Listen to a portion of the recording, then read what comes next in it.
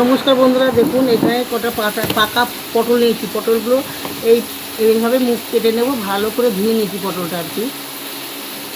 কেটে কেটে পটলের মধ্যে বীজগুলো বের করে নেব। আর এই পটলের মধ্যে পুর ভরে পটলের পকোড়া করব। এইভাবে সবগুলো আমি বিচি বের করে নিই কেটে কেটে। দেখুন বন্ধুরা, সব পাকা পটলের ভিতরে বিচিগুলো বের করেছি। এই যে এখানে বের করছি, এগুলো ফেলবো না, এগুলো এবার পুর তৈরি করব। পুর তৈরি করার জন্য এখানে একটা কড়াই বসিয়েছি, জল বসিয়েছি। জলের মধ্যে আমি একটা মাছ দিয়ে দিচ্ছি, মাছটা সিদ্ধ করার জন্য। একটু নুন দিয়ে দিচ্ছি, হলুদ। মাছটা সিদ্ধ হয়ে গেছে, তুলে নেব। পুর তৈরি করব। কড়াই গরম হয়ে গেছে, কড়াইতে একটু তেল দিয়ে দিচ্ছি।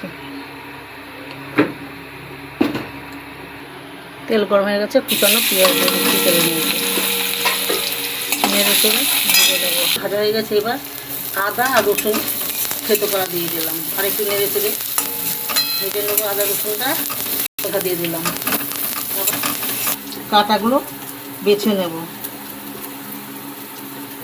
সিদ্ধ করা মাছটা দিয়ে দিলাম, নেড়ে চেড়ে ভেজে নেবো।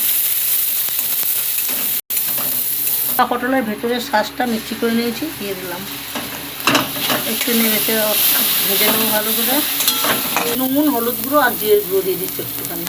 সিদ্ধ করা আলু দিয়ে দিচ্ছি, ধনে পাতা।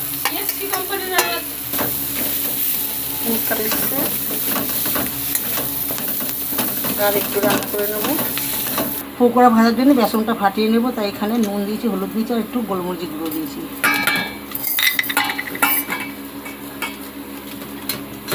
ভালো করে ফাটিয়ে নেবো। বেসনটা ফাটানো হয়ে গেছে, এদিকে পুরটাও নামিয়ে নিয়েছি।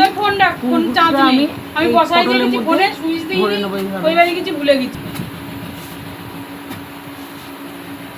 সব পটলগুলো এইভাবে পুর ভরে নেব।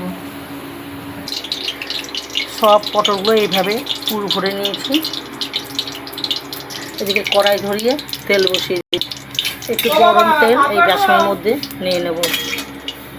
দারুণ খাস্তা হয় তেলটা। এ বাবা, একটু বন্ধ হচ্ছে না, এই মরছে। ও মা, ও মা, কত সময় হয়ে গেল, বন্ধ হচ্ছে না। গরম হয়ে গেছে, তেলের মধ্যে বেসনের মধ্যে ফাটিয়ে ফাটিয়ে বেসনের ছড়িয়ে দিয়ে দিচ্ছে একটা।